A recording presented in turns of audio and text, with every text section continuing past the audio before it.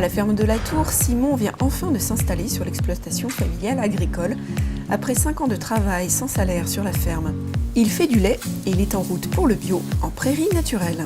Alors là, on a Joconde là-bas, Internet, Jessie, qui c'est qu'on a Jade, ça c'est ma chouchoute, Jade, parce qu'elle a grandi, elle n'avait pas d'autres veaux de son âge en même temps, donc elle a grandi qu'avec moi comme copain, donc on jouait ensemble et tout. Et je la monte aussi, j'ai déjà monté avec une selle. Ouais. Faire des prairies naturelles, récolter du foin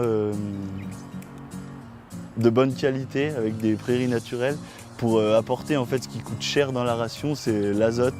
C'est ce qui fait faire beaucoup de lait aux vaches.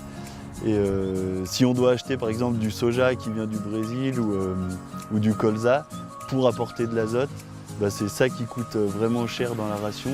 Alors que on préfère exploiter vraiment l'azote qui est de notre terroir, qui est présent sur nos terres. Le lait pour l'instant est transformé par Savoie Yaourt à Chambéry, mais Simon Fumex compte bien le valoriser en le transformant et en le vendant directement à la ferme. Des yaourts, du fromage, après peut-être, on ne sait pas encore quel fromage, peut-être un peu un fromage atypique, pourquoi pas avec la même forme que la tour, ou quelque chose comme ça, quoi, qui soit typique de notre ferme. Après un BEP en plomberie puis un bac pro de chauffagiste, Simon est revenu en coup de cœur à la ferme. Il a donc suivi une maîtrise en élevage à Poisy. Quand je suis sorti du collège, mes parents ils voulaient pas du tout que je reprenne la ferme, ils voulaient pas du tout que je fasse des études agricoles, parce que pour les raisons que tout le monde connaît, on travaille tout le temps, il n'y a pas le salaire qui va avec, et ils voulaient une vie meilleure pour moi. Quand j'étais à l'école, j'ai commencé à élever des genisses. Des genisses, c'est des petits veaux, des femelles qui feront du lait plus tard. Et je me suis vraiment passionné pour ça. Et je voyais que mon père, il en avait vraiment marre de la ferme.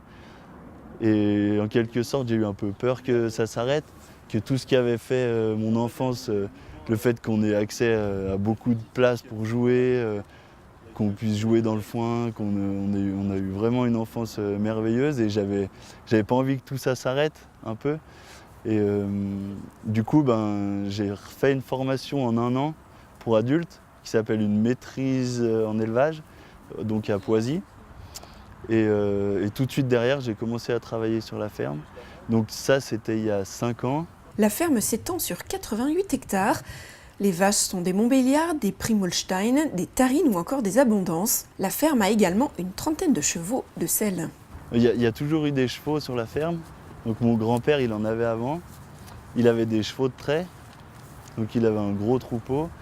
Après, mon père, il a repris la ferme. Ma mère s'est installée et du coup, elle a mis en place la pension de chevaux et un petit centre équestre.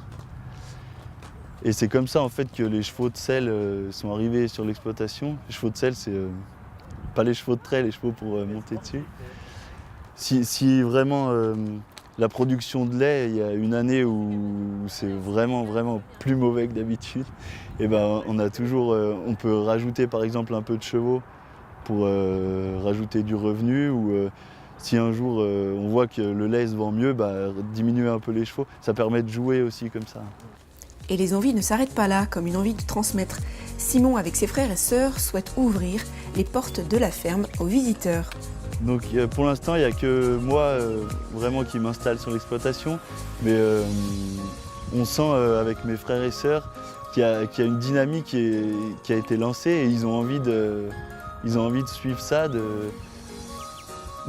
continuer ce qui était déjà existant et d'inventer plein de nouvelles choses. Donc on sait pas encore quoi exactement, mais faire quelque chose de convivial, ou pour accueillir du public, pour essayer de transmettre en fait tout ce qu'on apprend au quotidien, parce que c'est vraiment un métier où tous les jours, même mon père qui a 60 ans, il apprend encore tous les jours quelque chose.